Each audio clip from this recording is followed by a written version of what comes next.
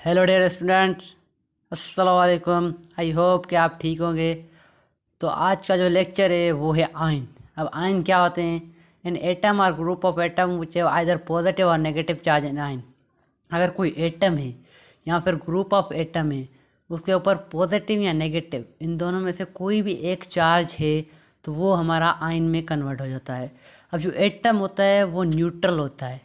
अब न्यूट्रल यानी कि एटम के अंदर दो चीज़ें होती हैं, एक प्रोटॉन होता है और एक इलेक्ट्रॉन होता है। अगर प्रोटॉन के ऊपर जो है वो पॉजिटिव चार्ज होती है और जो इलेक्ट्रॉन है उनके ऊपर नेगेटिव चार्ज होती है। अब यहाँ पे एक बात आती है कि proton and electron are equal then atom is neutral. यानी कि अगर एक एटम में प्रोटॉन और इलेक्ट्रॉन की तादाद एक जितनी होगी तो एटम न्यूट्रल होगा। अगर if we add an electron in neutral atom then the charge of atom is negative. अगर हम एक न्यूट्रल एटम में एक और इलेक्ट्रॉन ऐड कर देते हैं तो उसके ऊपर नेगेटिव चार्ज आ जाएगी। और कहता है कि if we remove an electron from neutral atom then the charge of atom is positive.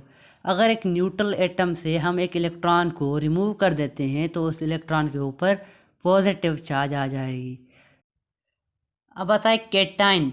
When an atom loses an electron it get positive charge called cation।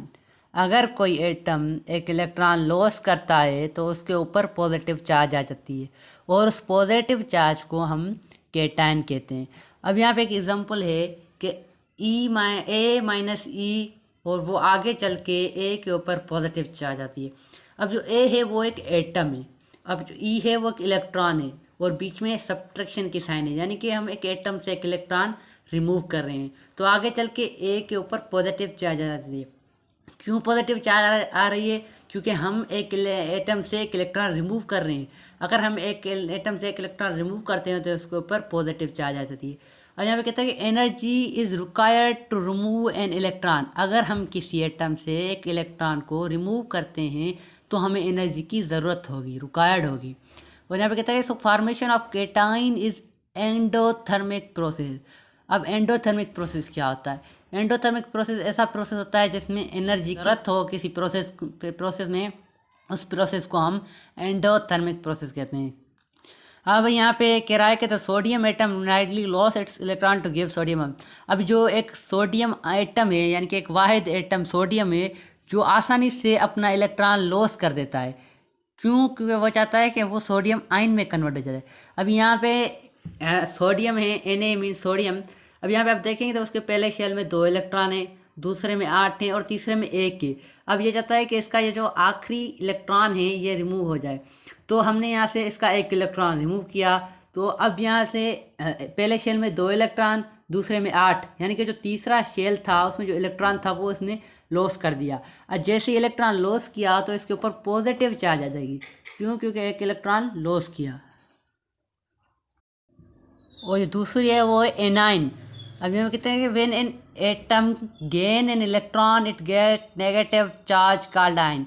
A9, अगर कोई एटम एक electron gain करता है कहीं से तो उसके ऊपर नेगेटिव चार्ज आ जाती है और उस नेगेटिव चार्ज को हम एनाइन कहते हैं। अब यहाँ पे एक एटम है और बीच में एड की साइन है और ई है यानी कि इलेक्ट्रॉन। अब आगे चल के एटम के ऊपर नेगेटिव चार्ज आ रही है। क्यों? क्योंकि हमने एक इलेक्ट्रॉन ऐड किया है। यहाँ पे कह रहा है energy is released when an electron is added in neutral atom. अगर कोई न्यूट्रल एटम है उसमें हम एक इलेक्ट्रॉन ऐड कर देते हैं तो एनर्जी क्या होगी? रिलीज होगी। सो formation of anion is exothermic process. अब एक्सोथर्मिक प्रोसेस क्या होते हैं? एक्सोथर्मिक प्रोसेस ऐसे प्रोसेस होते हैं जिसमें एनर्जी जो रिलीज होती है उसको हम एक्सोथर्मिक प्रोसेस कहते हैं। पीछे जो केटाइन था उसमें एनर्जी रिक्वायर्ड थी तो वो एंडोथर्मिक प्रोसेस था और यहाँ पे एनर्जी रिलीज हो रही तो ये एक्सोथर्मिक प्रोसेस है। अब जो the chlorine atom rightly gets an electron and convert into chlorine ion. अब जो क्लोरीन एटम है ना वो आसानी से इलेक्ट्रॉन को गेन करता है क्योंकि वो कन्वर्ट होना चाहता है क्लोरीन आयन में। अब यहाँ पे अगर देखिए तो क्लोरीन के 2 और नीचे वाली साइड उसका 1 इलेक्ट्रॉन है। अब यहाँ में हमने 1 इलेक्ट्रॉन इसको ऐड करवाया तो अब ये क्या हो गया? इस क्लोरीन के 8 इलेक्ट्रॉन पूरे हो गए और इसके ऊपर नेगेटिव चार्ज आ गई। क्यों? क्योंकि इसमें 1 इलेक्ट्रॉन ऐड हो गया। आई होप कि आपको लेक्चर पसंद आया होगा। अगर लेक्चर पसंद आया तो चैनल को सब्सक्राइब कीजिए, वीडियो को लाइक। ख्याल रखिए। खुदा हाफिज़। मिलते हैं अगले लेक्चर में।